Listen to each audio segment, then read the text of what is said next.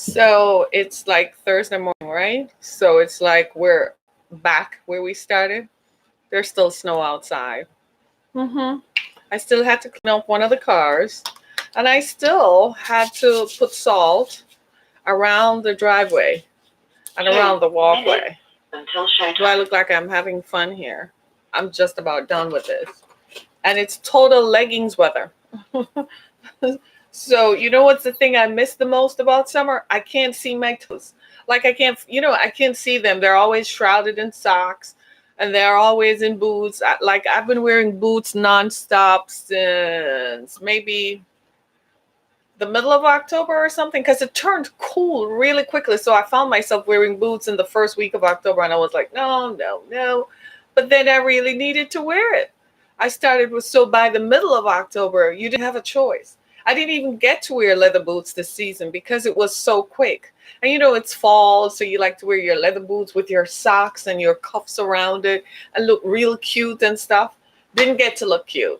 Just went straight into warm weather, warm adverse weather. If I sound like I'm mad, I probably am. 1 minute. Because who needs this, right? Who needs this? So we're counting down as we're going to join other platforms. But I just thought I'd share that little trivia with you. Like, I'm really not having fun. And it's always cold and you have to always have stuff going on. Ugh, sucks. Like, sincerely sucks. Yeah, I didn't really like that. I didn't really like that. No, not really. So I have a lot to do today. So it's the snow has filtered off. So I have a lot to do. I have to go to Rochester Hills this evening. And my daughter is having a pre-college thingy, whatever. So I have to go there and I'm not looking forward to it. So I'm like, do I drive the truck? Do I drive the car? Do I drive the truck? Do I drive the car? Which one? Sucks. Life in the Midwest, isn't it? Your show will go live in 5 seconds. 4, 3, 2, 1. And we're live. All righty. Hey, everybody. Welcome. Thank you, all of us, for joining us. Welcome to this morning's edition of Down to Earth with Harriet Kemmick. As usual, thank you to my viewers on YouTube. I much obliged, right? Thank you to all of you who are joining us on Twitter and Periscope. Thank you so much. I appreciate you taking the time out to be part of our experience this morning. And we're really just going to talk about seniors and folks who, having retired, find a second wind. It's like starting all over again, and they've retired, they're done with work, but they're finding a second wind. But needless to say, the weather is always a conversation around here because it snowed last night when we didn't expect it to. I can't recall seeing any forecast saying it would snow, but nonetheless, snow. And this is the real snow, not the heavy one we had earlier in the week. This is like the real snow.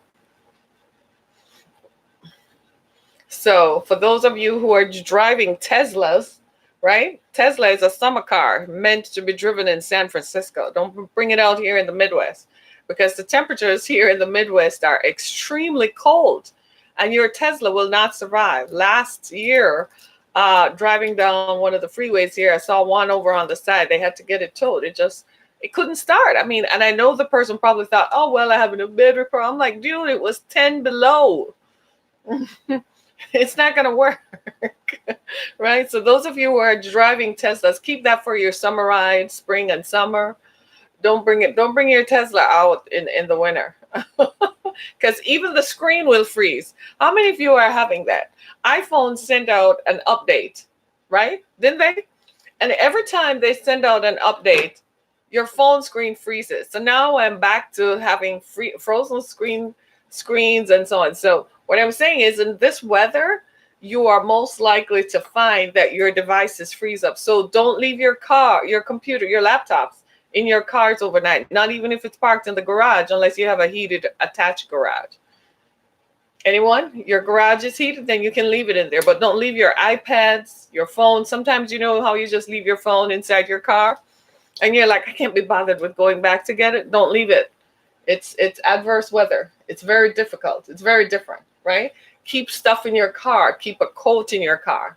Keep an extra pair of boots. Keep gloves in your car. I don't like gloves, but I keep an extra pair in the car just in case, right? Keep water and snacks just in case you get stuck and you can't move. And for the love of God, do not take a chance on the gas and say, you know what, I have 50 something miles to go. I can make it to the nearest gas station. Don't do that. You might just find yourself stuck and you have to keep the engine running to keep the heat on. And then you find yourself, and I'm preaching to the choir here because I'm lazy to go to the gas station. I'm one of those persons who's lazy to go to the gas station, right? So I like to go to Sam's Club because they're competitively priced. So sometimes I go to Sam's Club and people are staring at me like, and I'm like, what? It's 30 cents less per gallon. You actually think I'm going to pay $2.90 when I can pay $2.60? What do I look like? So I go to Sam's Club and people are looking at me like, and this is me. I don't get your angst. I don't care if I drive a Range Rover or I drive a Rover. As long as it's roving over these roads, that gas is still gas, right? So I don't, I don't, right? So buy gas at Sam's Club. Your vehicle will get used to it and it's competitively priced. After all, if you're going to buy gas at them other stations that are going to charge you 30 to 40 cents more, you might as well just go to Sam's and fill up once a week. You'll save a boatload of money. Costco too. If you're not near a Sam's Club, you're probably near a Costco. They're competitively priced. And trust me, it works, right? So today on our show, we're going to talk about folks who are over 65 or folks who have retired. And retirement means different things to different people. There are some people who started work really early in the same organization, like if they work for the state government or the federal government. And after working for 30 years or 32 years, they decide to retire. But they're just like 52, 54, 56. And they're like, well, what am I going to do for the rest of my life? Statistically, most people die within, shows that some people die within 5 years of retirement, especially people who led a fast-paced life. For instance, the statistics are that police officers tend to die within 5 years of retirement. And we all know police officers, especially those who are detectives, they feed on the adrenaline, right? And the adrenaline is what keeps them going. And then all of a sudden they retire and nothing to do. Go home and watch TV all day. Who does that?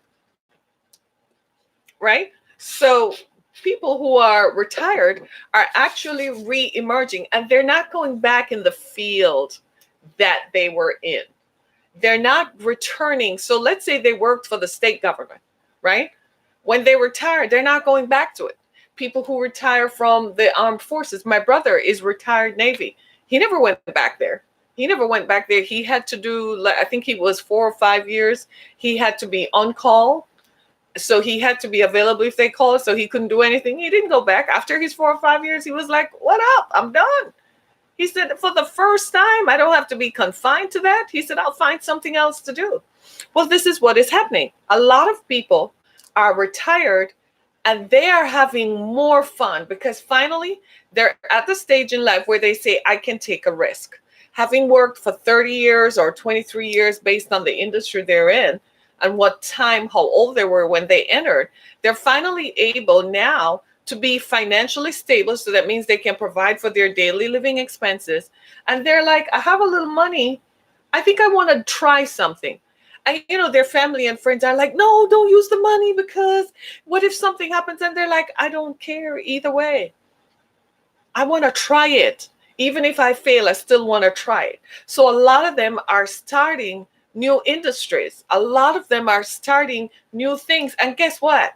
The fact that they don't have this, if it doesn't work thing, I am going to lose. The fact that they're just like, if it works, it works. If it doesn't, I try something else. I move on.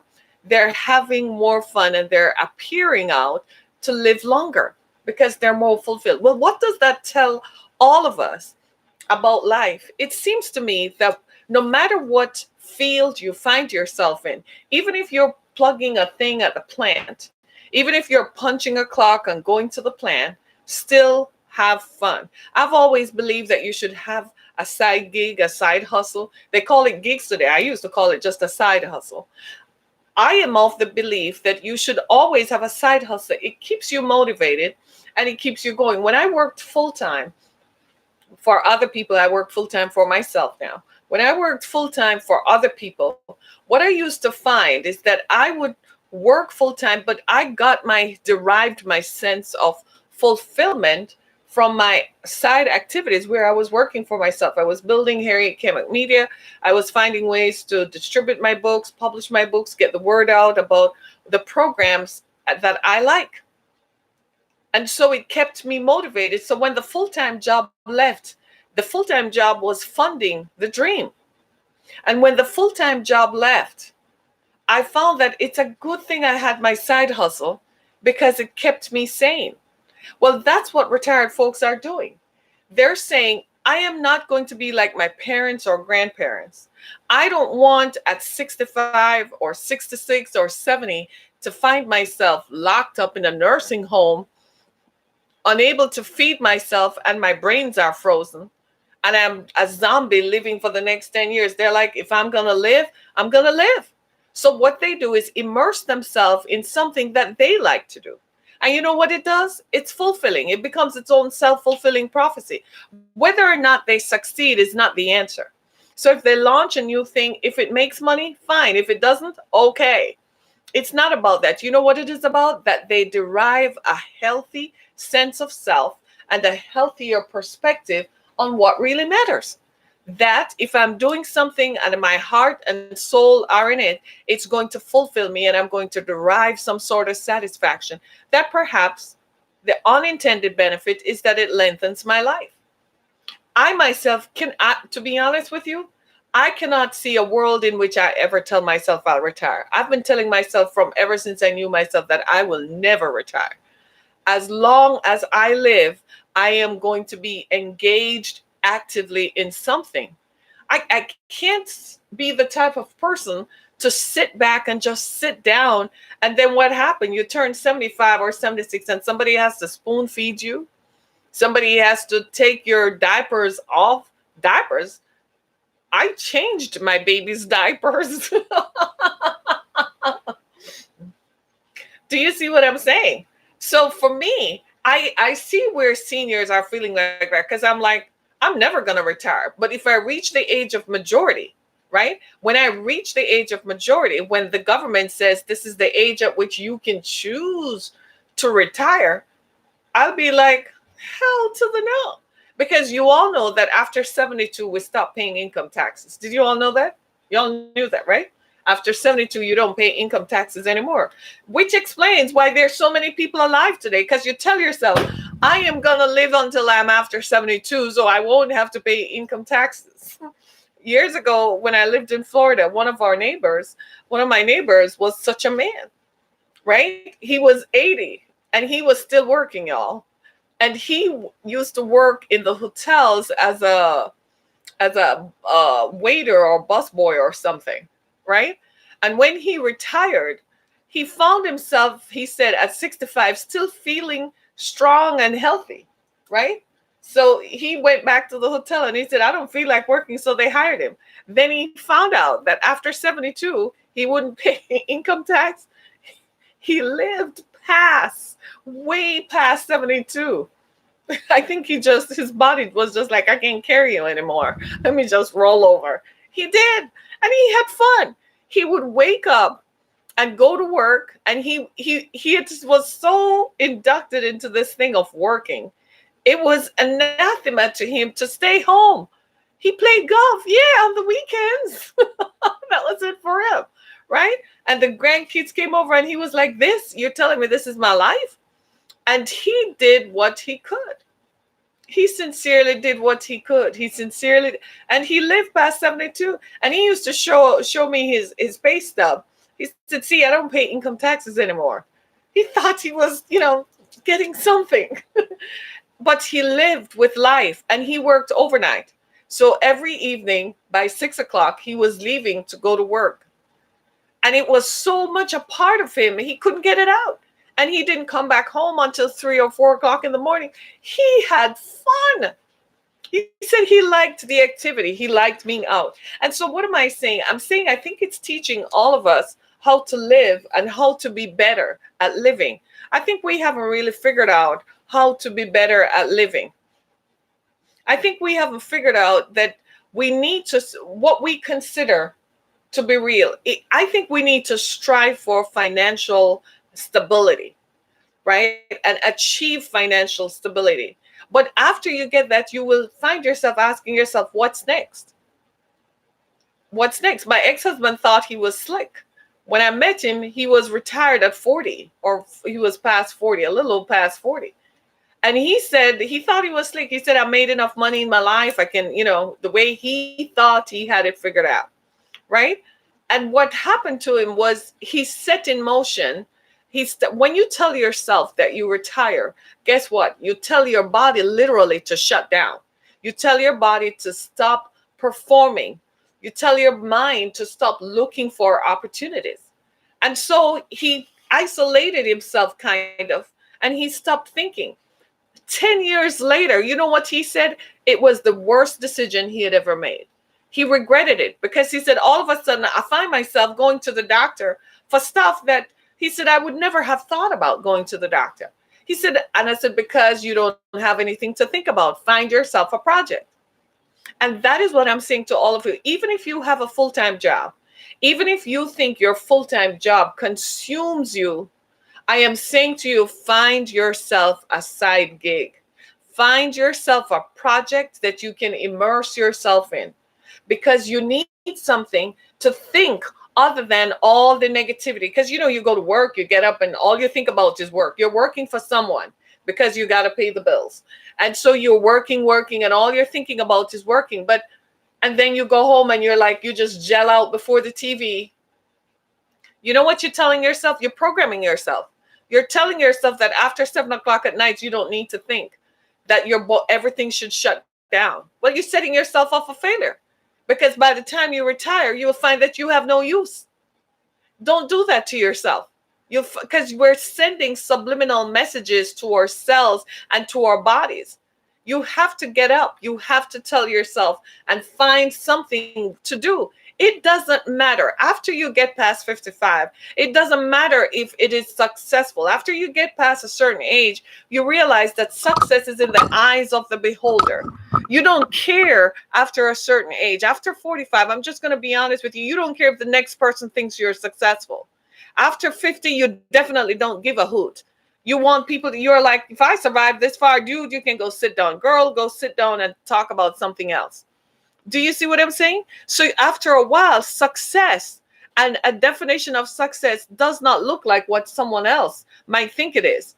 So take advantage of that and program yourself to do something else. Ask yourself, what is it that I would like to do if given the chance? And go find a way to start it. Just the adrenaline that it will take to get you started will power you up and keep you going for years. You won't even be able to sit still. Your mind will be so consumed with the idea of working and getting it done that you won't even know what to think. Do you see what I'm saying? Live, baby, live. Life is worth living no matter what. Because so often what happens, and that's why I don't like retirement parties. Have you been to a retirement party? I went to one recently. I'll never go to another one because it sounds like a funeral.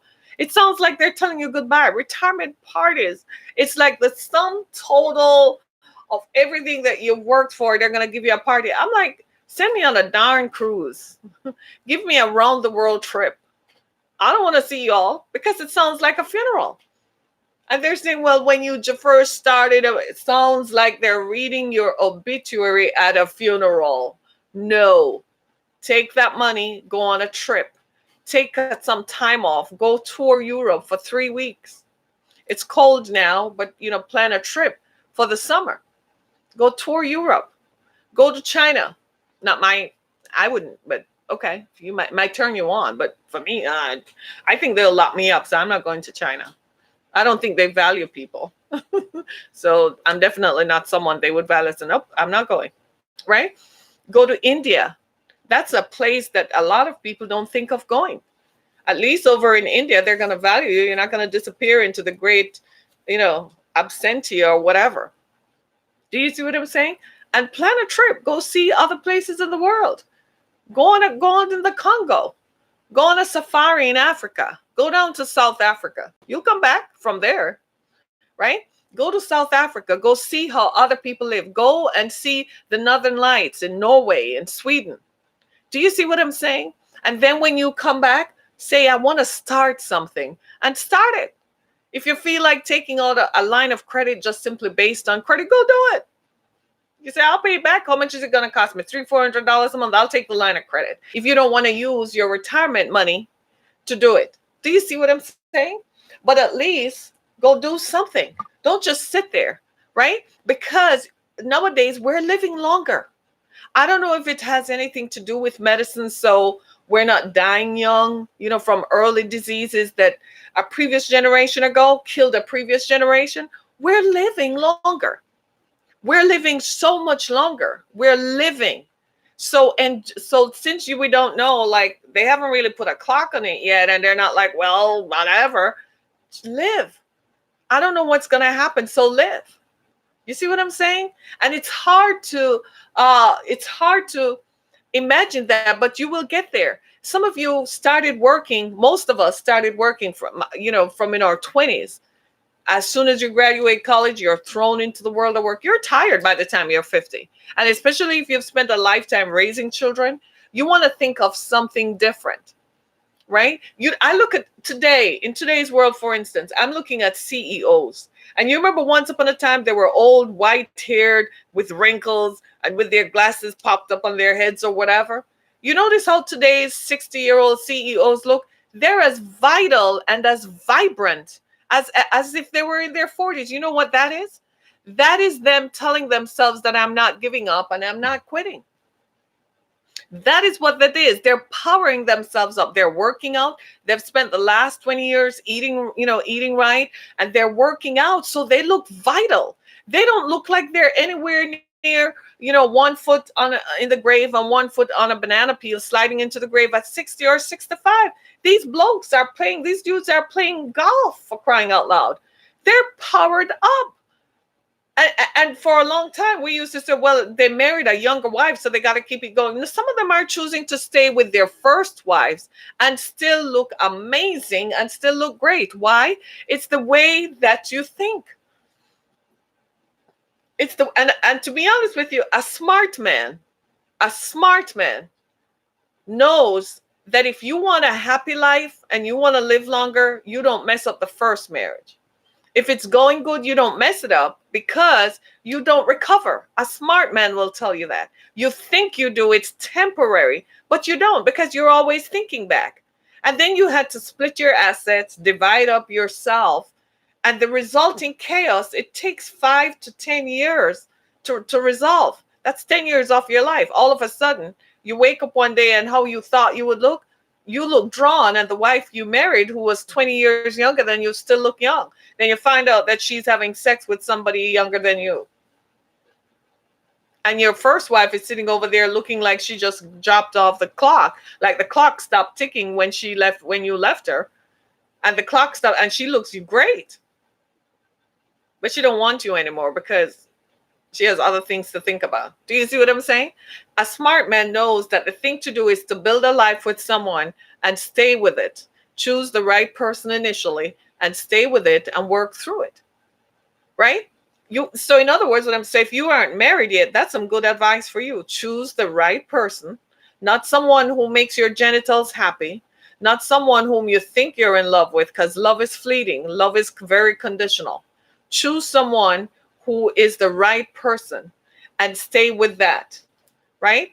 And some of you jump to making decisions. You can't make a lifetime decision such as marriage in a vacuum, because you have to think it through. You have to think, what will this person be like in 5 years? What will happen in 10 years? What if she gets sick or I get sick? You have to think like that. Do you see what I'm saying? And when you start thinking like that, you will make a better decision, so that you will stay together. Well, we have this much money now. If we don't rock the boat, it can stay this way. I still want to do something when I retire. I don't have to use up our retirement savings. I could go take out a line of credit just simply based on my credit. That will not affect my assets. But I will only be able to do that if I'm financially stable, not if I lose money in a divorce where I have to split everything down the middle. Do you see what I'm saying? And that is a question most people don't answer. As a matter of fact, I'm going to be honest with you. Some of you are all contemplating marriage, but you have assets. You need to think about it, because if this does not work in and you split, you're going to have to split it. Is that what you really want? Think about it. You can't make these long-term decisions in a vacuum. Now, for people who are retired, right? And this is why, based on how estate tax and capital gains taxes are, this is why you're going to nursing homes and senior folks live together but won't get married, because it will disrupt their estate planning, right? It will affect how their assets are distributed, and they've already distributed it to the children, and they don't want to mess that up. So they will, lots of older people look like they're married. They live together because people want to be with someone, and they will live together, but they won't get married because it disrupts everything. I am not saying that we shouldn't have senior facilities. We need to have them. But I'm saying that find something to do, and you will find that you live. Now, there's some older folks who are still creepy, like, the pedophile ones. They need to go where those things go. But most people, if you were to go to most retirement homes and most assisted living facilities, have you ever visited one of those and talked to the folks there? There is so much wisdom that they can give you based on how they have lived. There's so much wisdom that they can impart to you that you literally are sitting there like, wow, you shouldn't be in a nursing home, right? I personally, I'll never be in one of those things. I'll never go to one of those things. All the days of my life, all my days, I will live and yet live. I promise you, I'll never go into one of those. I'm not going to be in no assisted living. I'm going to be living. I'm going to always find something to do that keeps this ticking and keeps my heart ticking. You want something that gives you adrenaline rush. You want to still get up. Some people still get up. Part of why our seniors just decline is once they retire, they stop driving in the mornings. They didn't realize how much that adrenaline rush to go get the coffee and go in the commute, how it kept them going. So all of a sudden you retire and you stop driving. You stop doing the commute. Seniors don't come out in the mornings. They come out after the rush. Why? Because we tell them that they're insignificant. And it's because we say, you're old. Stop the messaging. This is the one culture in the world where we tell people they're old after 40. In every other culture, most other cultures, they respect the fact that have wisdom. And think about it. We're robbing ourselves of the wisdom of others. Can you imagine someone who is in their 60s, what wisdom they have to tell you? Where you're trying to go, they've already been there. They've already seen the outcome. They can tell you, don't try that. Don't go there. Don't try that one. Do it this way. Do you see what I'm saying? And that you in a lot of companies, they've made a lot of mistakes because they hired people right out of college, and they became fascinated with their fresh new ideas that upon execution just failed. Just totally failed because it doesn't have the merit. It doesn't have the wisdom and experience to say, if you implement this program this way, this is the repercussion. That only comes with wisdom. That comes with experience. And time is the master. Time is the master of everything. Time. You want to find out something? Time. So as for all these senior folks who are retiring, I'm going to hook my wagon and start listening to what they have to say. I'm going to start listening some more. They have stuff to say. They've lived a while. They've seen some stuff, right? They've seen some people do some stuff. I'm going to wrap up in just a minute so that everyone can get on with their day and so on. But I just want to reiterate a few points if you are just joining our broadcast.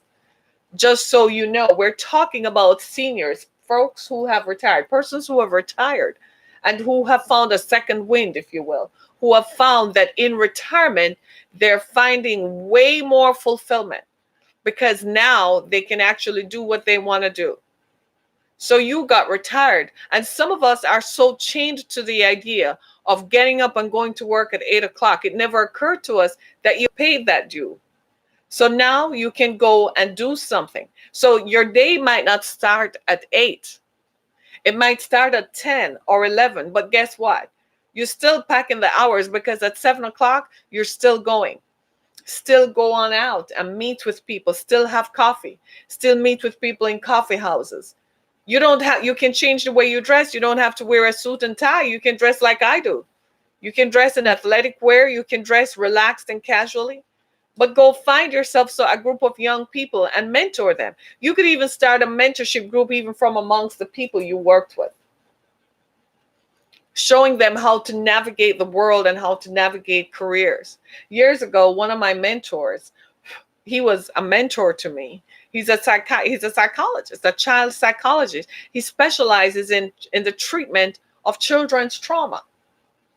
I kid you not. And when he was forced into retirement, he worked for over 5 decades. When he was forced into retirement, he was one of those who went out, Raven Bishop Morning, hey, right? He was one of those who went out kicking and screaming. He was like, are you kidding me? I wasn't ready. So they told him to come and talk to me. He's my mentor. He has over 5 decades of work in the treatment of children's trauma. And yet, they told him to come and talk to me. Right? And so he came and talked to me. And he said, how do I package myself? And I said, well, what do you want to do? I said, that's the first thing we need to figure out. I said, what exactly do you want to do? And he said, I like talking to people about what happens to children in trauma. I said, okay, that's your specialty. That's what you do. I said, well, let's design a program around that. And I said to him, just out of curiosity, why are you asking me? And he said, because they told me that you're an entrepreneur. And if anybody can guide you into your next, it's me. I kid you not. The same people who would not have paid me $5,000 to come and speak, but went and got a white woman from out of state to come and speak, told him that at that crucial point when he needed to change his career, I was the person who could best guide him into his next. And I told him what to do. Right? I told him what to do. I said, meet people in coffee house. It kept him going. Right? Kept him going. Right? And he was one of those who had remarried. So after the divorce, his children hated him because they blamed the fact that he remarried, why their lives didn't work, and it was a whole thing. It was just a whole thing. Nothing he could do could get them right. Everything was just messed up.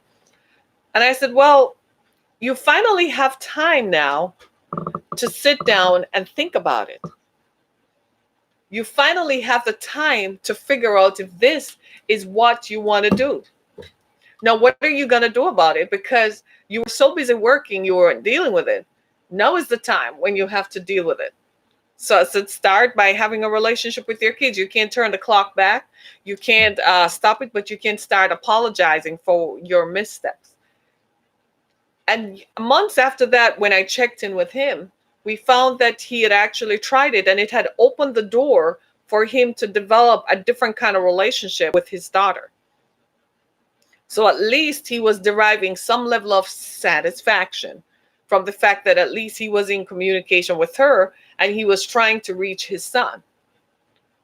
Do you see what I'm saying? Because and I said, it's kind of your fault, because the subliminal message you were giving the kids was that they were secondary to you, that everything else mattered to you more than they did, when that was not what you were thinking, but your actions said that. So you need to correct it. Do you see where I'm going with this? So what I'm saying is, sometimes when you get to retirement, you finally have a time to think. And if you want to, give yourself 3 months to think about stuff.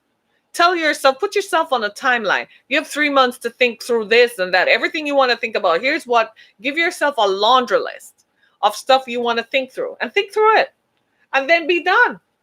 After you've thought through it, you say, well, what am I going to do?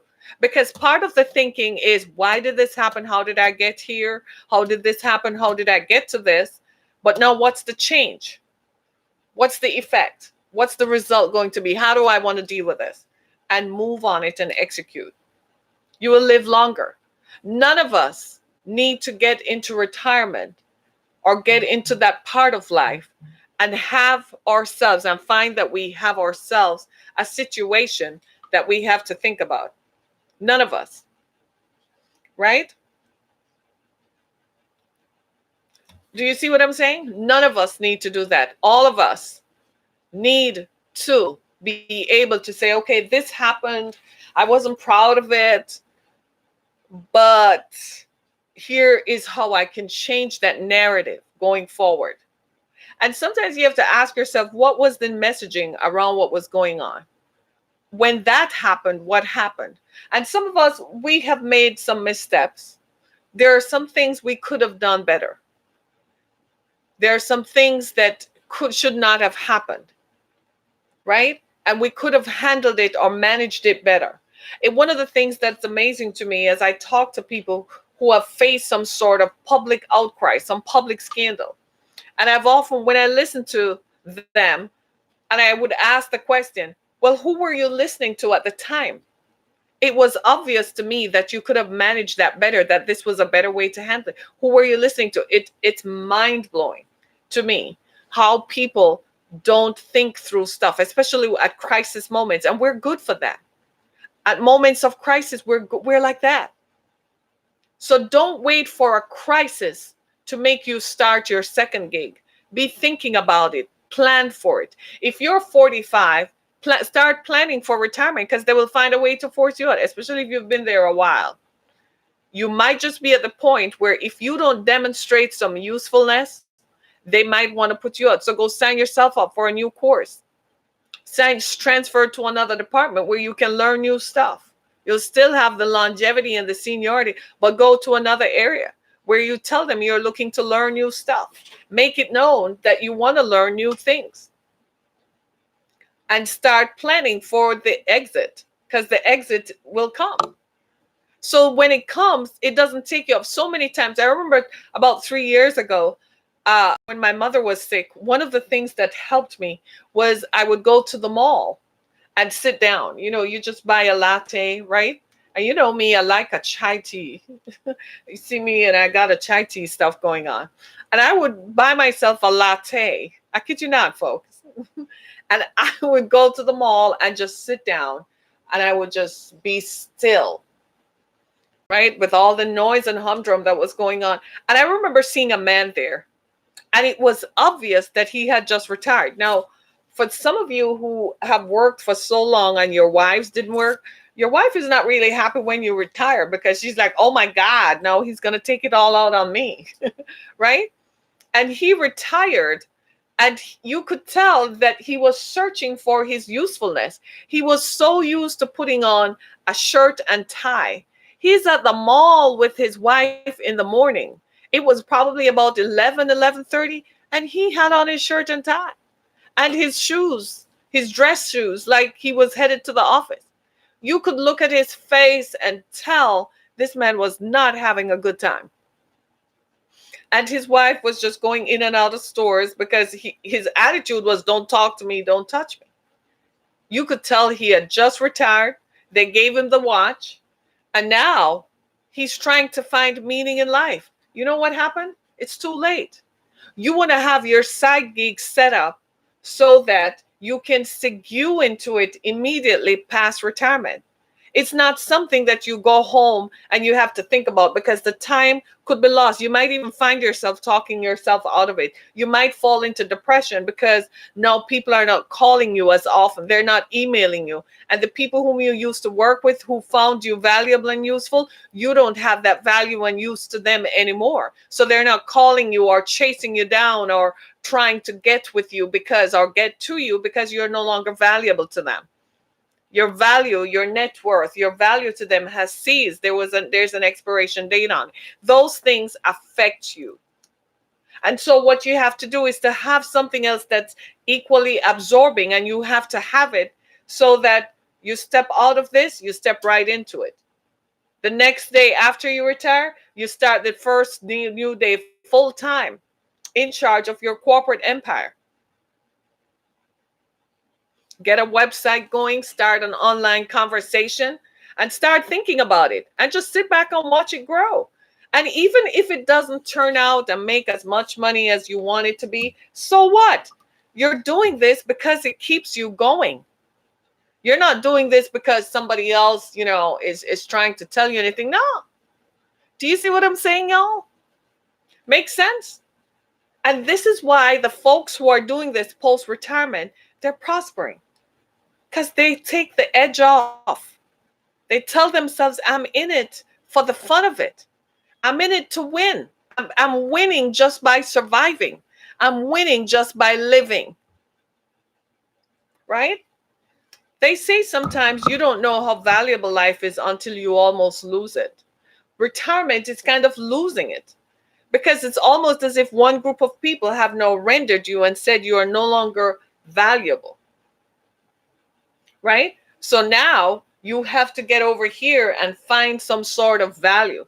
And worse, if your whole career was spent ignoring the people who mattered. You didn't have any time for your children. You were too busy working. You made them feel like they were not important. They were not important to the chase.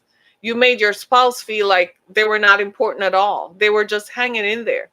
And now you're retired and now you want to come and talk to me? Hello? The devil is a liar. Do you see what I'm saying? And now suddenly you're like, man, I shouldn't have retired. Everything is just going south. Well, you have poor people skills. You need to work on your people skills. You need to go mend bridges. You need to go apologize to some people. People don't understand the power of an apology. How much an apology is empowering, and powerful.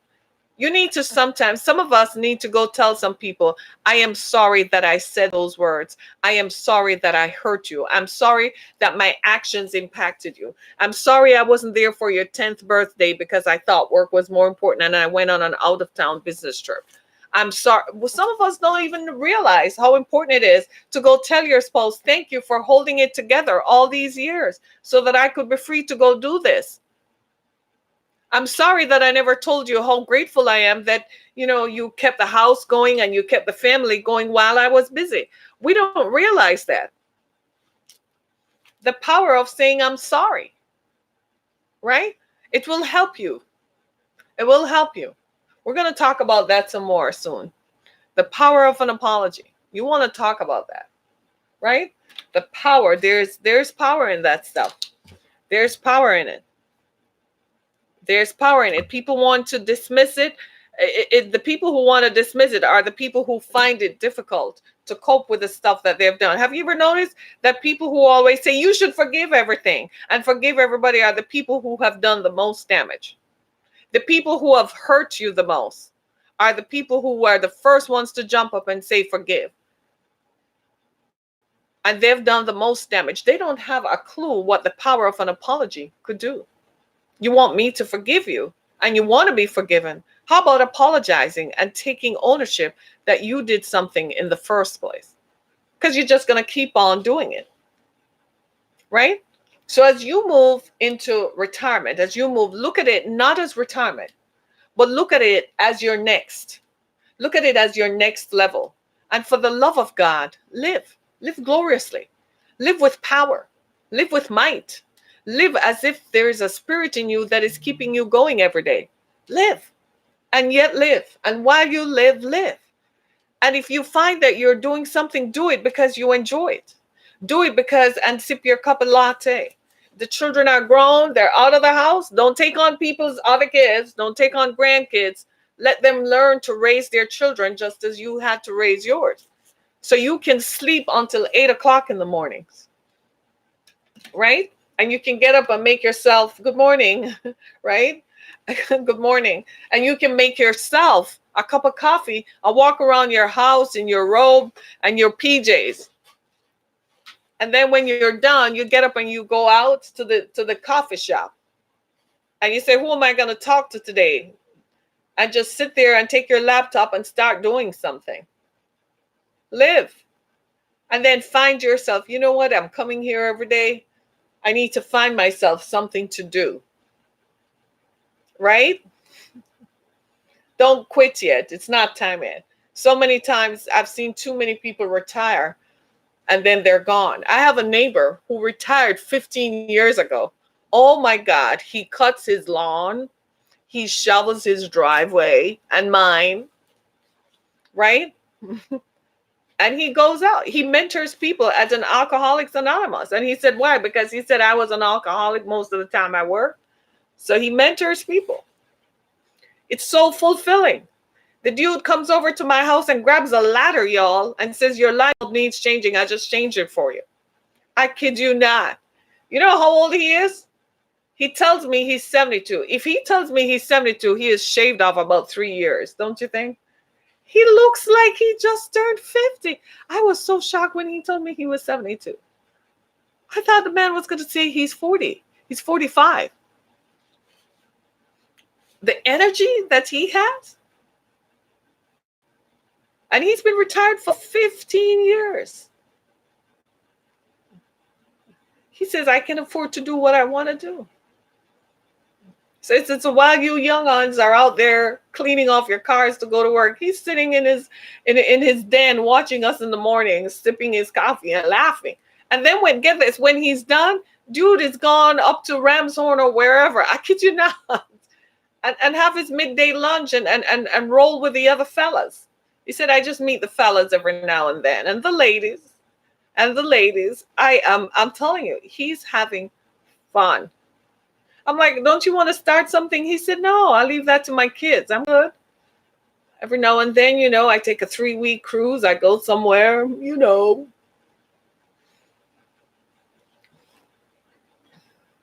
Right? Right.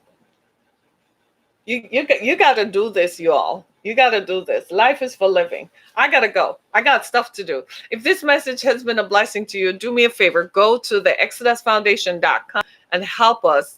This is a listener supported service. So if you don't support me, I can't stay on the air. Right? So go to the exodusfoundation.com and leave us a donation so that we can continue to bring you more programming like this. In the meantime, thank you so much for your contribution. As usual, subscribe and download Down to Earth. It's available on Spotify, Apple Podcasts, Google Podcasts, Breaker, Radio Public, and a number of other podcast platforms. I thank you so much for what you do. I thank you so much for all that you do. And I thank you for continuing to listen to me. Join me again tomorrow. Same time, same place, as we continue to bring you more of the events that matter. Be blessed, everybody. Have a great Thursday. I don't know about you. I'm so glad I'm not in Michigan. I am in Michigan. So there will come a time when I won't be in Michigan. Don't you think I'm looking forward to that? You betcha. Thanks so much, everybody. Be blessed.